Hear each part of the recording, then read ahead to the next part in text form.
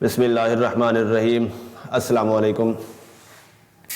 ADP की online classes में आपको वेलकम। तो आज हमारा पहला लेक्चर है, उसमें आज हम रियल नंबर्स के बारे में कुछ ना कुछ पहले भी हमने इसकी डिस्कशन की थी, लेकिन कुछ बातें रह गई थी जो कि आज नेक्स्ट आगे हम डिस्कस करने जा रहे हैं। तो स्टूडेंट्स, सबसे पहली बात यह है कि रियल नंबर्स हमारे पास क्या होते हैं। रियल नंबर की डेफिनेशन ये है कि ऐसे numbers, the number whose square is positive, simple सी डेफिनेशन है, the number whose square is positive is called real numbers। ठीक, इसके लिए हम उनका जो सिंबल इस्तेमाल करते हैं that is a capital R.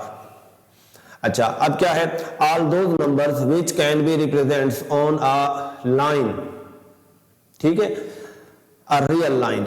इस लाइन को भी हम क्या कहते हैं फिर, रियल लाइन। यानी हर वो नंबर जो रियल लाइन पर रिप्रेजेंट किया जा सके उसको भी हम रियल नंबर कह सकते हैं। यानी हम इसको यूं भी डिफाइन कर सकते हैं कि हर वो वैल्यू, हर वो पॉसिबल वैल्यू जो हम एक लाइन पर रिप्रेजेंट कर सकें, और वो लाइन ऐसी है जो कि सबसे छोटी वैल्यू यानी माइनस इन्फिनिटी से प्लस इन्फिनिटी तक एक्सटेंशन में रखती है, और उसका जो सेंट्रल पॉइंट है वो जीरो है। अच्छा, तो अगर ऐसा है, इस लाइन पर जो भी पॉसिबल वैल्यूज एग्जिस्ट करती हैं और वो यहाँ पर शो की जा सके, तो ऐसी वैल्यू को हम रियल नंबर कहते हैं। और उसके अलावा जैसे हमने पहले बात की है कि the number whose square is positive, यूं भी बात की जा सकती है कि ये रियल नंबर्स होते हैं। अब ये होता है, लिखने का स्टाइल यूं है कि हर वो नंबर हम कहते हैं जो जीरो से बड़ा होगा, ठीक है, जो जीरो से बड़ा होगा उसको क्या करेंगे, जीरो के राइट हैंड साइड पर लिखेंगे, और वो नंबर जो जीरो से छोटा है हम उसको एक तो नेगेटिव साइन देते हैं और जीरो के लेफ्ट हैंड साइड पर ही लिखते हैं। यही बात यहां पर हमने लिख दी है, the number greater than zero always write on the right of the zero, but the smaller number always we write on the left of the zero. All the possible values we can represent on this line. ठीक है, जो भी possible values exist करती हैं वो सारी की सारी हम इस लाइन पर रिप्रेजेंट कर सकते हैं, तो इसलिए हम इसको रियल लाइन कहते हैं, और इस पर रिप्रेजेंट होने वाले नंबर्स रियल नंबर्स कहलाते हैं। अच्छा, अब खास नोट करने की बात यह है कि जो सेट ऑफ रियल नंबर हमारे पास है वो दो हिस्सों पर मुश्तमिल होता है, यानी Q union Q dash. Q हम कहते हैं सेट ऑफ रैशनल्स को, और क्यू डैश हम कहते हैं सेट ऑफ इर्रेशनल नंबर्स को। तो हमारे पास, क्योंकि हमारी डिस्कशन मेजर जो है वो किस बात पे चल रही है, हमारी है डिस्कशन वो रूट्स के बारे में है, पॉलिनोमियल के रूट्स के बारे में है, तो इसलिए इस रियल लाइन का और रियल नंबर का जिक्र हमने दोबारा से किया है। तो उसमें यूं है कि roots of any polynomial may be real और इमेजिनरी। ठीक है, हम जब भी किसी पॉलिनोमियल की रूट्स बनाते हैं तो उसमें हमारे पास दो पॉसिबिलिटीज हैं, या तो वो रियल होंगी या फिर रियल नहीं होंगी। जो रियल नहीं होते हम उनको कहते हैं these are imaginary numbers, depending the value of the discriminant of the quadratic formula. क्योंकि हमने पीछे डिस्कशन में सारी बात हो चुकी है कि हमारे पास एक क्वाड्रेटिक फार्मूला है, यानी हम क्वाड्रेटिक पॉलिनोमियल को जब भी हम सोल्यूशन के लिए वैल्यू निकालते हैं तो क्वाड्रेटिक फार्मूला यूज करते हैं, और उसके अंदर हमारे पास एक नंबर होता है स्क्वायर रूट में, जिसको हम कहते हैं बी स्क्वायर माइनस 4ac। इस तरह से हम कैलकुलेट करते हैं और उसको हम कहते हैं ये डिस्क्रिमिनेंट है। अब इसकी जो वैल्यूज हैं वो पॉसिबल वैल्यूज हमारे पास क्या है, तीन होती हैं। नंबर वन, कि अगर ये नंबर हो जाए जीरो, अगर जीरो होता है तो हमारे पास रूट्स क्या होती हैं, सेम होती हैं। हम कहते हैं रूट्स सेम है, आइडेंटिकल है, रिपीटेड है। ठीक हो गया। अगर बी स्क्वायर माइनस 4ac की वैल्यू आ जाती है पॉजिटिव, यानी greater than zero, greater than zero आ जाती है, तो फिर हम कहते हैं रूट्स आर रैशनल और रियल। अब चूंकि हम जब रियल की बात करते हैं तो रियल के अंदर रैशनल भी है और इर्रेशनल भी है, तो लिहाजा जब हमारे पास बी स्क्वायर माइनस 4ac एक पॉजिटिव वैल्यू देता है तो फिर हमारे पास क्या है, वो रैशनल और इर्रेशनल हो सकती हैं, और यानी दूसरे लफ्जों में रियल हो सकती है। जब रियल होंगी तो उसमें दो पॉसिबिलिटीज हैं कि रैशनल भी हो सकती है और इर्रेशनल भी हो सकती है, लेकिन दोनों नंबर क्या होंगे, आपस में डिफरेंट होंगे, एक बात।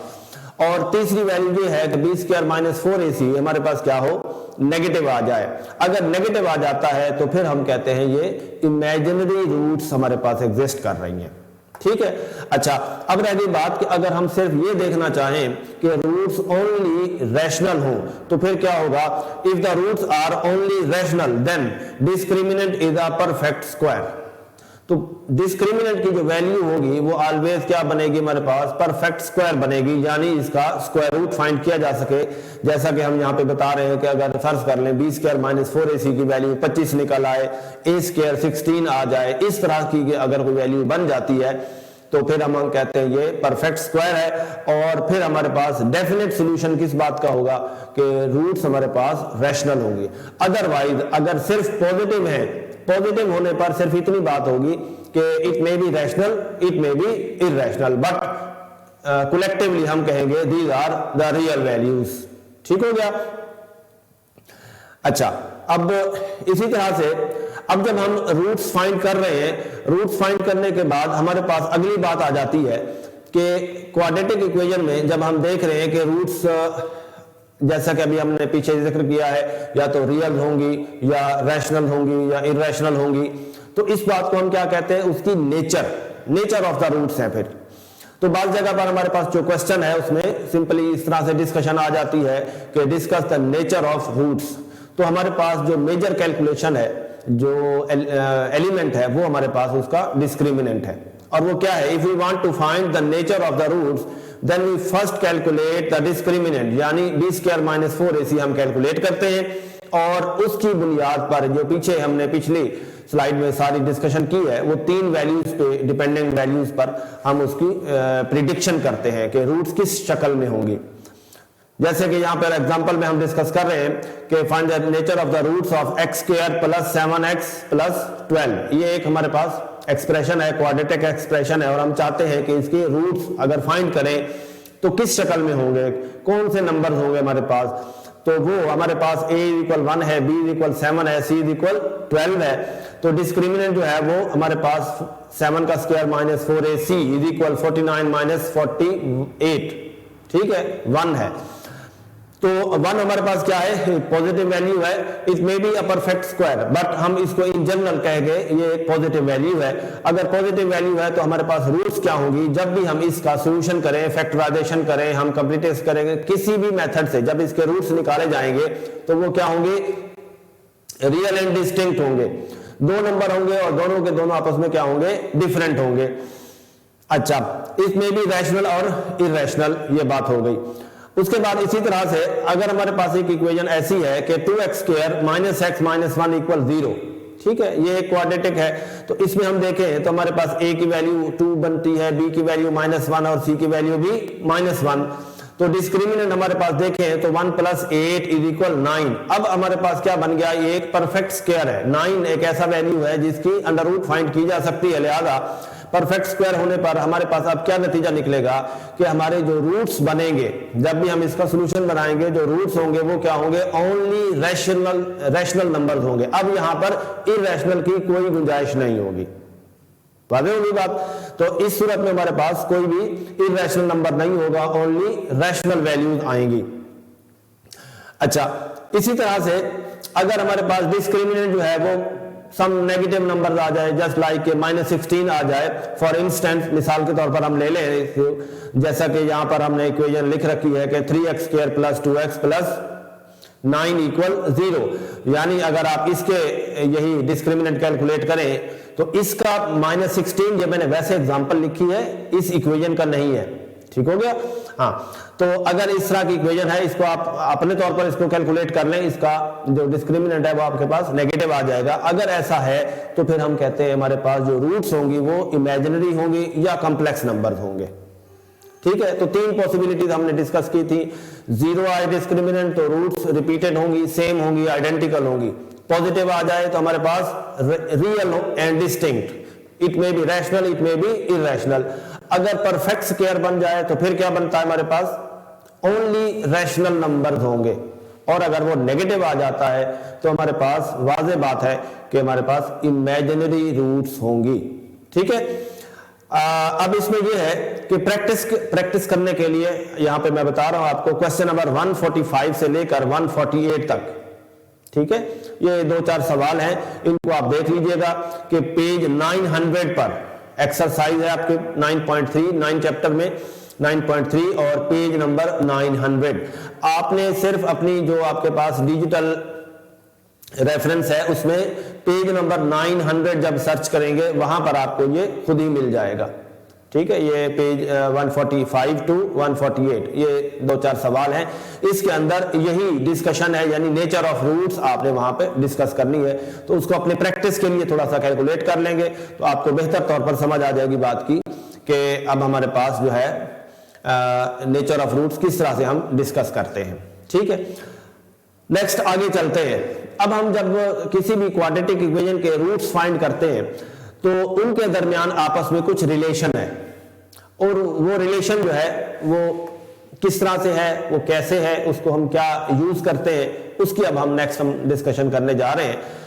तो उसमें यूं है कि हमने अभी रिलेशन क्या है कि रूट्स फाइंड नहीं किया, हमें इतना तो पता चल जाता है पहले से कि रैशनल होंगे, इरैशनल होंगे या इमेजिनरी रूट्स होगी तो क्या होगा।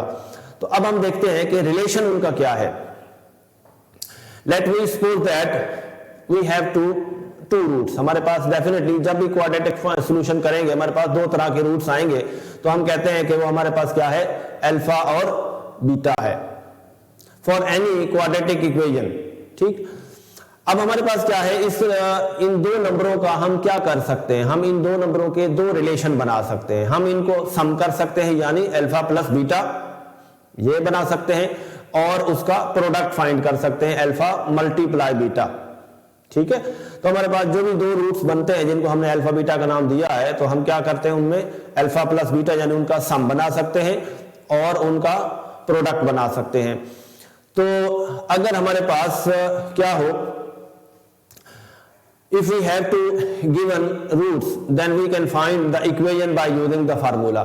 अब अगर हमारे पास किसी भी इक्वेशन के कहा जाए कि दो रूट्स हैं और बताएं कि इक्वेशन असल इक्वेशन क्या है, तो हम वो इजीली फाइंड कर सकते हैं। और उसके लिए हमारे पास जो फार्मूला है वो ये है कि x square minus S X plus P equal 0। ये जो हमारे पास एस है, एस को हम ऊपर दिखा के आ रहे हैं sum, S sum alpha plus beta, and P for product यानी अल्फा मल्टीप्लाई बीटा। तो इन दोनों की इस तरह से वैल्यूज निकाल कर हम यहां पर रिप्लेस करते हैं। रिप्लेस करने के बाद हमारे पास जो है वो इस तरह से इक्वेशन फाइंड की जा सकती है।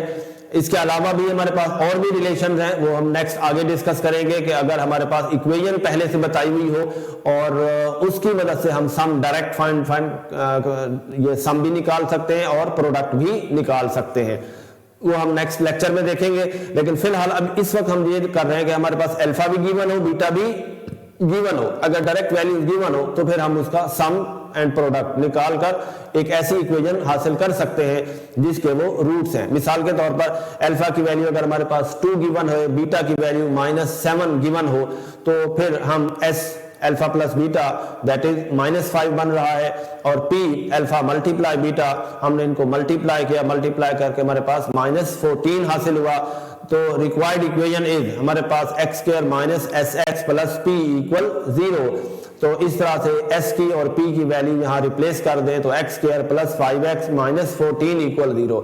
अब ये वो इक्वेशन है जिसको हम अगर फैक्टराइज करें, ठीक है, इसके अगर हम सॉल्यूशन निकालें तो जो दो रूट्स हमें हासिल होंगे वो यही वाले नंबर होंगे। एक उनमें 2 निकलेगा, एक उनमें -7 होगा।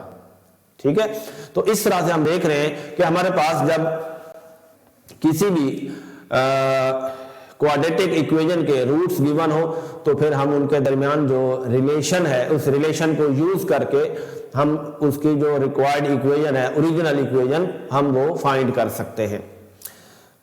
इसी तरह से नेक्स्ट हमारे पास ये है कि हमें पॉलिनोमियल को डिवाइड करना पड़ता है बार वक्त। एडिशन सब्ट्रैक्शन तो सिंपल होती है, एडिशन सब्ट्रैक्शन एंड मल्टीप्लिकेशन, लेकिन जब हम उसकी बात करते हैं डिवीजन की तो डिवीजन किस तरह से हम करते हैं वो भी हम देख रहे हैं, क्योंकि इसकी मदद से भी हमें फर्दर और बहुत सारे सॉल्यूशन करने होते हैं।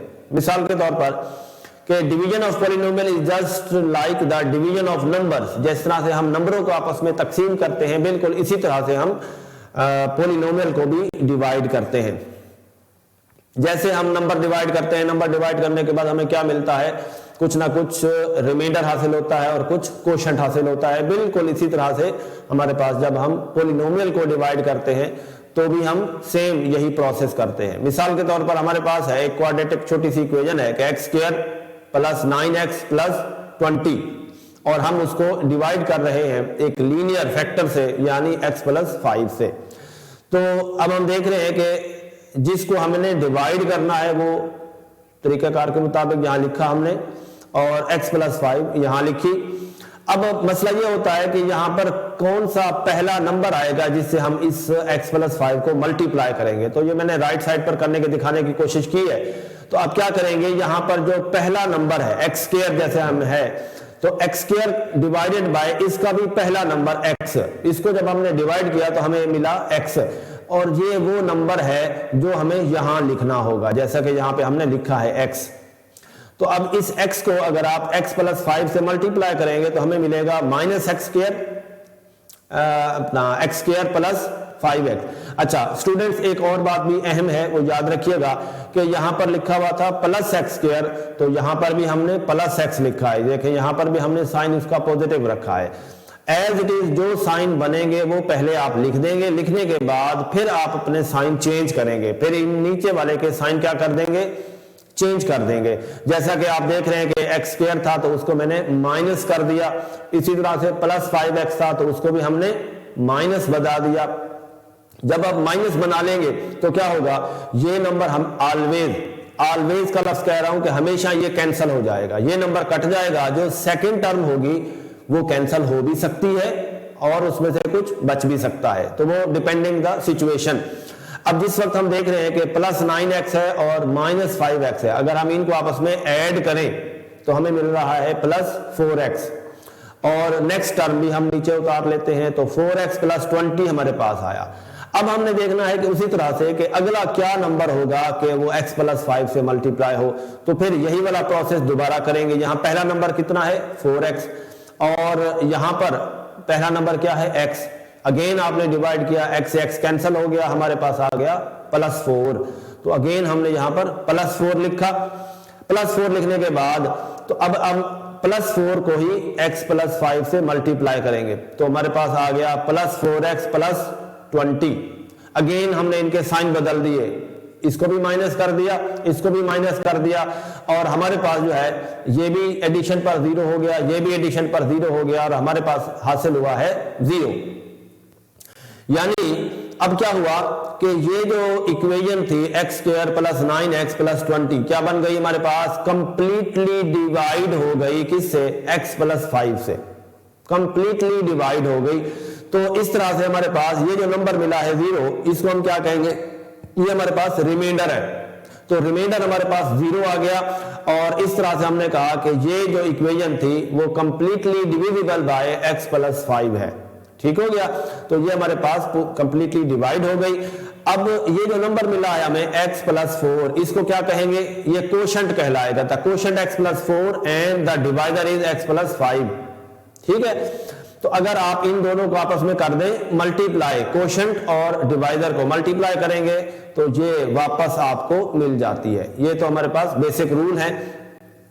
अच्छा, इसी तरह से एक एग्जांपल और हम डिस्कस कर रहे हैं कि हम इसे हायर डिग्री ले लेते हैं। जैसा कि इस वक्त देख रहे हैं कि x की पावर 4 है, माइनस एक्स स्क्वायर है, प्लस 5x है और माइनस 6 है और इसको हम डिवाइड कर रहे हैं x प्लस 2 से।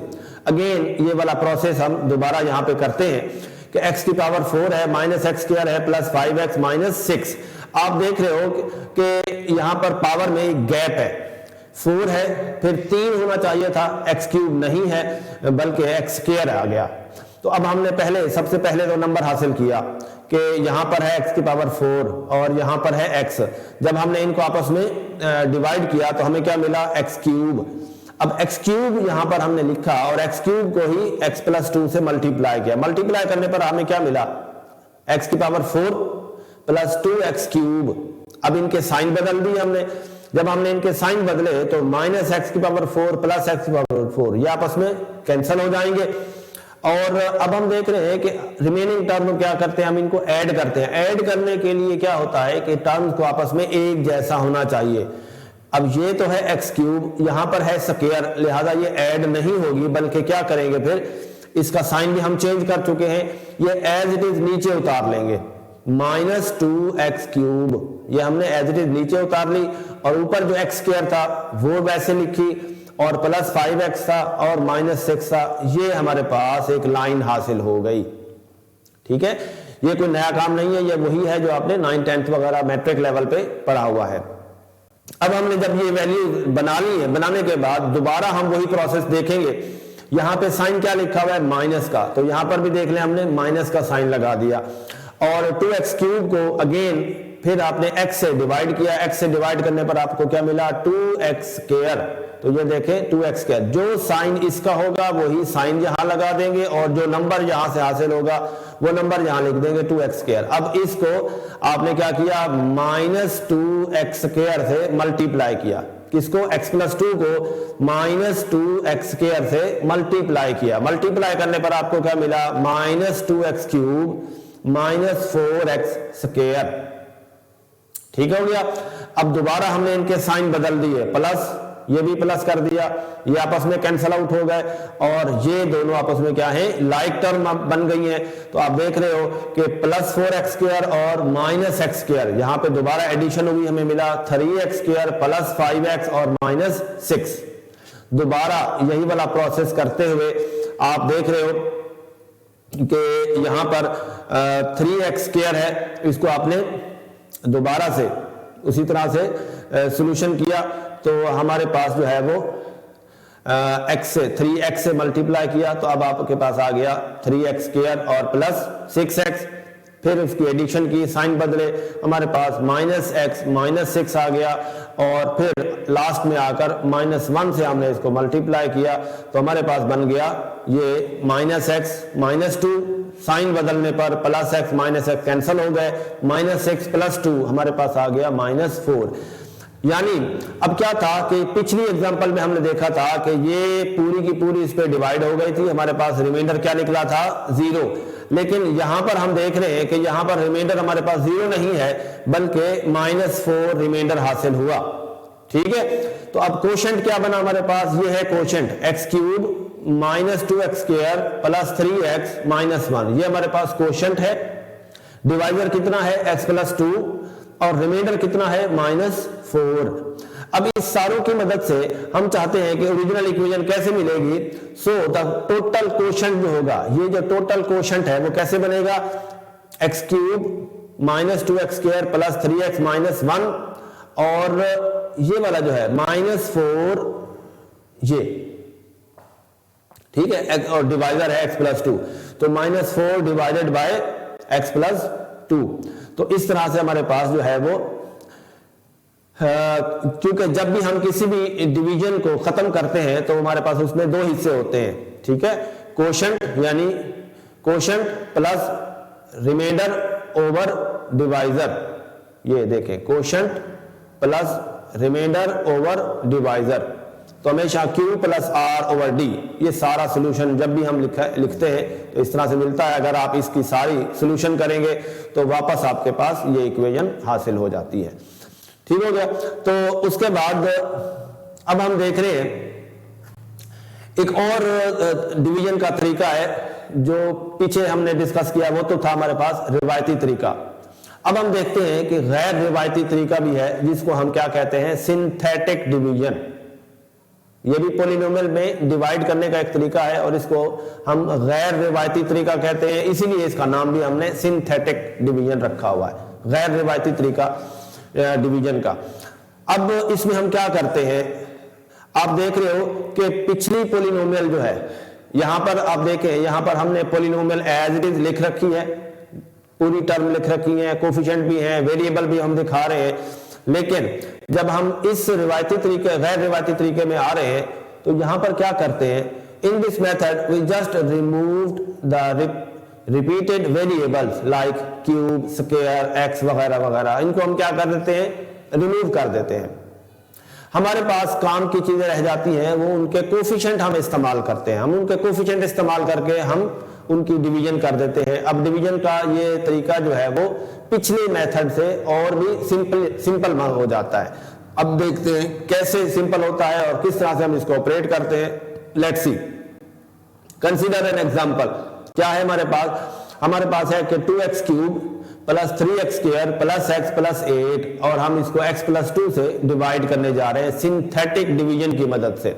अच्छा, अब इसमें करते हम ये है कि हर एक टर्म के साथ हर वेरिएबल का जो अपना कोफिशिएंट है उसको हम अलग अलग कर लेते हैं। जैसा कि यहाँ पे वादे करने की कोशिश की है कि 2x क्यूब था तो हमने क्या लिखा उसका 2, 3x स्क्वायर था तो हमने क्या लिखा उसका 3, प्लस x था तो उसका कोफिशिएंट हमारे पास लिखा 1 और इसी तरह से कांस्टेंट है तो 8। लिखने के बाद अब तरीका ये होता है कि जो पहला कोफिशिएंट है वो एज इट इज नीचे उतार लेते हैं, ठीक है, और जो डिवाइडर था वो था हमारे पास x प्लस 2। अगर हम इसको यूं समझें कि x प्लस 2 इक्वल 0 तो x की वैल्यू हमें मिलती है -2, यानी उसका इस इक्वेशन का जो पहला रूट है वो है -2। तो हमने यहाँ पर -2 उसका जो रूट है, फर्स्ट रूट, जो भी गेस है या एस्टिमेटेड है, जो भी वैल्यू हमें गिवन हो तो वो हम यहाँ पर लिख लेंगे। इस टेबल के अंदर ये रूट लिखेंगे और पहला कोफिशिएंट एज इट इज नीचे उतार लेंगे। जो कुछ भी होगा, 2 हो, पॉजिटिव हो, नेगेटिव हो, जो कुछ भी होगा वो एज इट इज नीचे उतारेंगे। अब इस रूट को इससे मल्टीप्लाई करेंगे जैसा कि एरो हेड से हमने दिखाया है। -2 मल्टीप्लाई +2, आंसर क्या निकला हमारे पास -4। ये हमने यहां लिखा है, अगले कोफिशिएंट के नीचे जाके उसको लिखा। फिर क्या किया हमने, इन दोनों को आपस में जमा किया। ये नीचे इसलिए लिखा है कि ऐड किया हमने, यानी -4 + 3 आपस में क्या हो गए, जमा हो गए। जमा होने पर हमारे पास क्या हासिल हुआ, -1, ठीक है। इसी तरह से इस रूट को दोबारा इससे आपने मल्टीप्लाई किया, -2 मल्टीप्लाई -1 हासिल क्या हुआ, +2। अब इन दोनों को दोबारा आपने जमा किया तो आपके पास हासिल हुआ 3 जमा 3। इस प्रोसेस को क्या किया आपने, कंटिन्यू रखा। अब -2 मल्टीप्लाई +3, आंसर क्या आया -6। फिर इनको जमा किया, जमा करने पर हमारे पास हासिल हुआ +2, क्योंकि -6 + 8 हमारे पास +2। अब चूंकि ये कोफिशिएंट सारे के सारे इस्तेमाल हो गए, लिहाजा हमारा डिवीजन भी पहला स्टेप, डिवीजन की जो पहली स्टेज है वो पूरी हो गई। और इसी तरह से हम इसको कंटिन्यू रखते हैं अगली स्टेज के लिए। क्योंकि इस वक्त हमारे पास रूट्स ओनली 1 थी, लिहाजा एक बार हमने ये सारा प्रोसेस कर दिया, ठीक है। अगर हमारे पास इसका कुछ और रूट भी हासिल होते, क्योंकि जैसे हम देख रहे हैं कि इसकी डिग्री 3 है तो इसके 3 पॉसिबल रूट्स हो सकते हैं। तो इस वक्त हमारे पास चूंकि एक रूट था, लिहाजा एक रूट की मदद से हमने ये उसकी डिवीजन की है। अब ये जो कोफिशिएंट थे +2, -1, +3, ठीक है, ये क्या कहलाएंगे, ये कोफिशिएंट है। अब क्या हो चुके, अब रिड्यूस हो चुके। ये +2 पहले कोफिशिएंट था क्यूब का, अब ये बन चुका किसका, x स्क्वायर का। इसी तरह से -3 कोफिशिएंट था स्क्वायर का, अब किसका बन चुका, -1 किसका कोफिशिएंट है, ये अब x का है। इसी तरह से उस वक्त जो 1 था वो क्या था, x का कोफिशिएंट था, और इस वक्त हमारे पास है उसकी जगह पर 3 आ चुका है, और 3 क्या बन चुका है, अब ये कांस्टेंट बन चुका है, यानी एक डिग्री कम हो गई है। पहले आपके पास थी 2x cube plus 3x square plus x plus 8, और अब हम अगर दोबारा इसको वेरिएबल की मदद से पॉलिनोमियल की शक्ल में लिखें तो वो क्या लिखी जाएगी, therefore the quotient is 2x square, यानी ये वाला जो 2 है ये x स्क्वायर का कोफिशिएंट है, ये x का कोफिशिएंट है, और ये कांस्टेंट है, स्क्वायर x एंड कांस्टेंट। तो देखें 2x स्क्वायर -x प्लस 3, जो उनके अपने साइन है, पॉजिटिव नेगेटिव पॉजिटिव, ठीक है। तो उस तरह से आपने उसको दोबारा एक्सप्रेशन में बदल दिया। अच्छा, और ये जो लास्ट में नंबर था कांस्टेंट से हासिल हुआ था, इसलिए हमने इसको यूं एक अंडरलाइन भी कर दिया, और ये सिंबल हम इस तरह यूज करेंगे हमेशा, और ये शो करेगा कि ये रिमाइंडर है हमारे पास। It may be 0, it may be non 0, जैसा कि इस वक्त हमारे पास क्या है, नॉन 0 है, तो रिमाइंडर इज 2, ठीक हो गया। तो इस तरह से हम सिंथेटिकली किसी भी पॉलिनोमियल को उसके गिवन रूट्स की मदद से हम डिवाइड कर सकते हैं। अच्छा, अब नोट करेंगे कि ये जो हमारे पास नई इक्वेशन हासिल हुई है, यानी 2x स्क्वायर -x प्लस 2, अब देखें इसको अगर हम सॉल्व करें तो कितने रूट्स हमें हासिल होंगे, 2, बिकॉज इसकी डिग्री 2 है। इसका एक रूट यहाँ पे बन चुका, 2 रूट यहाँ मिलेंगे, कुल मिलाकर हो जाएंगे 3 और इस पॉलिनोमियल की डिग्री भी 3 है। और ये बात हमने पहले लेक्चर में भी की थी कि number of roots equal to the degree of polynomial, number of roots equal the degree of polynomial. इस वक्त क्यूबिक इक्वेशन है तो 3 रूट मिलेंगे, 2 या 1 यहाँ पर मौजूद है और 2 रूट्स हमें इस इक्वेशन को फर्दर सॉल्व करने से मिल जाएंगे। अच्छा, अब द एक्सप्रेशन जो हमें मिला है ये, इसको हम क्या कहेंगे, रिडक्शन एक्सप्रेशन या रिडक्शन इक्वेशन। अगर हम इसको इक्वल टू किसी रिमाइंडर के बराबर कर देंगे, इक्वल टू 0 कर देंगे, किसी और नंबर के बराबर कर देंगे, इक्वेशन बना लेंगे, तो फिर ये पढ़ा जाएगा रिडक्शन इक्वेशन। और इस वक्त हमने चूंकि इसको एक्सप्रेशन में बदला है, लिहाजा हम इसको रिडक्शन एक्सप्रेशन कहेंगे, ठीक है। या इसको सिंपली क्या कह सकते हैं, हम क्वोशंट भी कह सकते हैं, क्योंकि फर्दर अभी डिवीजन नहीं हुई, लिहाजा ये जो कुछ भी हासिल हुआ है ये क्वोशंट है, जो हम पिछले रिवायती तरीका में हम पढ़ते थे। तो यहां पर इस तरह से हमने क्वोशंट हासिल कर लिया, ठीक है। अच्छा, अब बात रह गई कि इन दोनों को, ये क्वोशंट है, ये हमारे पास रिमाइंडर है, इनकी मदद से दोबारा ओरिजिनल हम कैसे फाइंड कर सकते हैं। तो देखें, वो तरीका यूं है कि we can find the dividend, यानी जिसको हम डिवाइड कर रहे हैं, ये जो डिविडेंड है वो कैसे बनाया जा सकता है। देख लें कि क्वोशंट मल्टीप्लाई डिवाइजर और प्लस रिमाइंडर, ठीक है। क्वोशंट यानी क्वोशंट इस वक्त आपके पास ये है, डिवाइजर मल्टीप्लाई x प्लस 2 और रिमाइंडर कितना है आपके पास 2, तो और बराबर हो जाएगा ये डिविडेंड के। तो देख लें, इस वक्त ये क्वोशंट है, डिवाइजर है और प्लस 2 है। इन सब को अगर आपने मल्टीप्लाई किया, ऐड किया, तो टोटल दोबारा वही मिल गई जो यहां पर लिखी हुई थी, 2x cube plus 3x square plus x plus 8, ठीक हो गया। और राइट हैंड साइड और लेफ्ट हैंड साइड आप देख रहे हो कि ये बराबर हो गई। तो ये हमारा आज का डिस्कशन में था। अच्छा, अब रह गई बात कि उससे पहले जो हम क्लास में भी ये सारी डिस्कशन कर चुके हैं, उस वक्त आपको मैंने प्रैक्टिस के लिए काफी प्रॉब्लम बताए थे, जो कि बहुत सारे स्टूडेंट ने सॉल्व किए, अपने तौर पर घर में करने की कोशिश भी की और व्हाट्सएप पर आपने पूछे भी। जिन्होंने कोशिश की उनको जो प्रॉब्लम आया, जो भी डिस्कशन थी वो हो गई। अब उसकी असाइनमेंट अब आपको देनी थी। असाइनमेंट कोई बड़ी नहीं है, उसमें यूं है कि चैप्टर नंबर 5 हमारे पास डिवीजन ऑफ पॉलिनोमियल, ये जो आज हमने डिस्कशन की है, उसमें थोड़े से सवाल हैं कि 555 page number 551 division of polynomial के लिहाज से कुछ क्वेश्चन हैं, जो कि क्वेश्चन नंबर 304 से शुरू होते हैं और 323 इसमें प्रैक्टिस प्रॉब्लम भी है। और ये आपके पास छोटे छोटे सवाल हैं, कोई बड़े नहीं है, सिंपल, जिस तरह के अभी हमने देखा है डिवीजन ऑफ पॉलिनोमियल, तो वो आपने यहां पर इसको सॉल्व करना है, ठीक है। ये 10, 12, 15 सवाल हैं आपके पास, इनको आपने सॉल्व करना है। और उसके बाद असाइनमेंट नंबर 2 जो है वो ये है कि ये वही है जो क्वाड्रेटिक इक्वेशंस हमने उससे पहले सॉल्व की थी, उससे पहले लेक्चर्स में। तो उसमें यूं है कि चैप्टर नंबर 6 है आपके पास ये बुक का, और क्वेश्चन नंबर 135 से लेकर 145 ओनली ये 10 सवाल हैं, और ये पेज है 590, पेज 590 पर ये 10 सवाल ये होंगे। उसके अलावा 295 से 310 यहां पर भी कुछ 15 सवाल हैं, ये पेज नंबर 627 पर मौजूद हैं, इनको आप देख लेंगे। उसके बाद चैप्टर नंबर 9 क्वेश्चन नंबर 99 से क्वेश्चन नंबर 110, ठीक है, 99 से 110 ये भी 8-10 सवाल हैं आपके पास। तो इस तरह से पेज नंबर है 887, तो इन पेजेस पर ये मौजूद हैं ये सारे सवाल। इसमें कुछ फैक्टराइजेशन के हैं, कुछ कंप्लीटिंग स्क्वायर के हैं, ठीक है। ये कोई नया काम नहीं है, वही है जो हमने पीछे डिस्कस किया था।